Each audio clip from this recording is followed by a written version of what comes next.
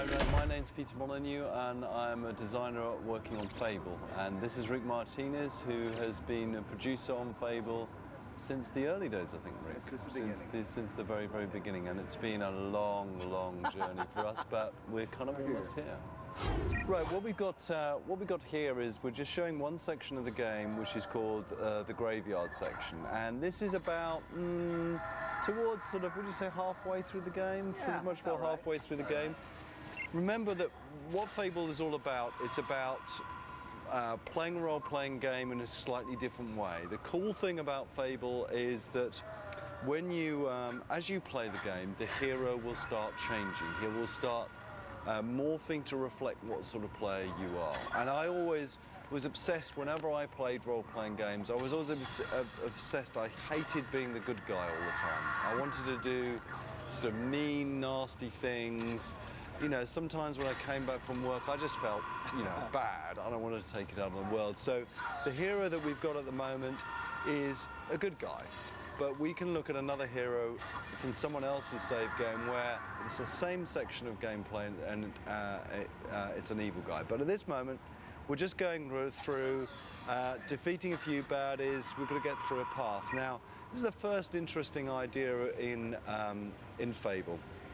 The idea that when you create a combat-based RPG game, I really wanted there to be a feel that there were three different modes of combat. There was the things you did with swords, close-up combat, you know, enemies coming towards you, fighting away.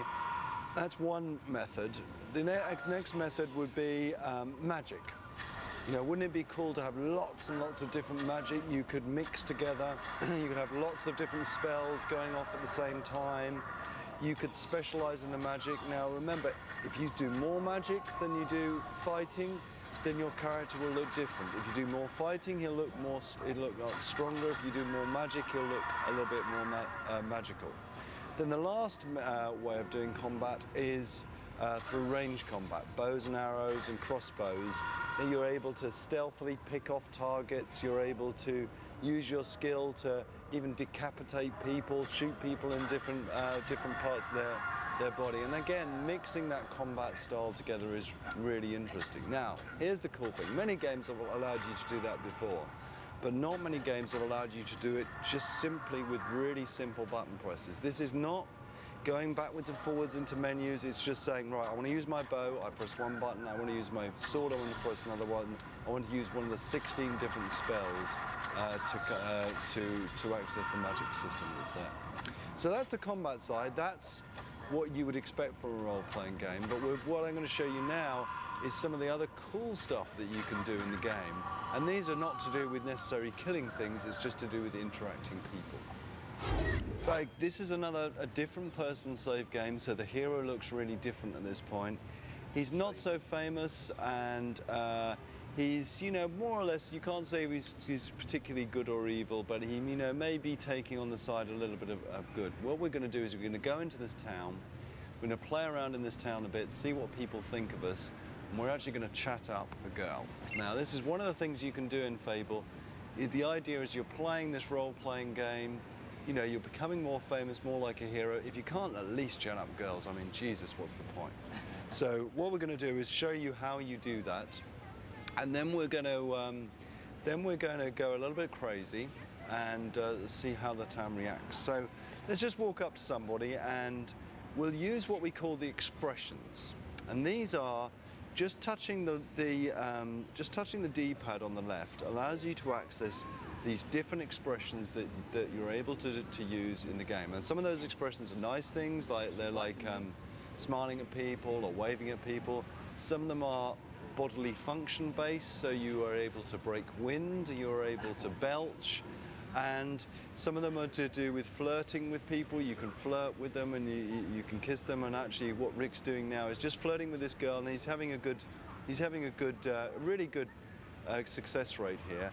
But I'm going to ask him now to break wind because, and just see if he. I'm sorry, you know, your chances, Rick, are, you know, going out the window here. And she's, you know, she's just turned away from that. She's just turned away. She's not so interested anymore.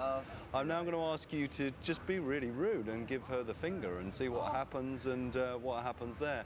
She's going to turn away from that, and you get the idea, the sense that with these expressions, there's lots of these expressions, you're literally, as a player, able to have conversations with people. You're able to get people to react to what you're like. Now, that's one sense of what's happening in the game. What we're going to do now is cheat, and we're going to turn ourselves evil and see how people react if we were an evil player. If we had been playing the game as an evil character, how would people react if we wandered into a town now? This is an absolute cheat. You're not able to do this so easily in the game, but it just gives you an idea. Some people will be truly evil and what happens there. And what you can see is that people will start running away. They'll be scared of you. They'll actually, if you start talking to this girl that I was chatting up before, she's much less likely to hit it off with you. And what that means is that you can sort of play around within that town and play around with what's going on.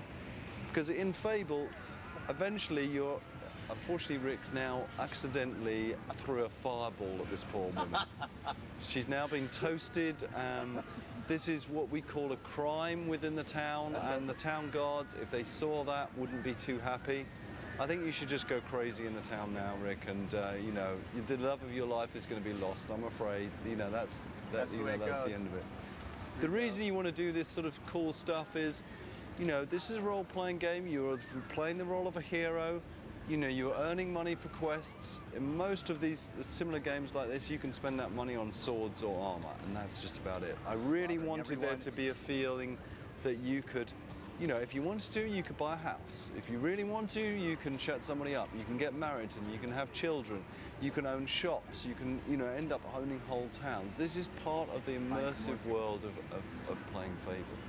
So to sum up, really, Fable is a combination between a great role-playing game, playing through a story, being the character that you are destined to be. You will get to the end of the Fable, look at your character and think, yeah, I really am a mean son of a bitch, aren't I? Or you'll get to the end of Fable and say, you know, I'm a nice guy. Because with the hero's changing all the time, it's a reflection of your personality. And it's this amazing simulated world that allows you to do incredibly cool stuff. I'll be all right.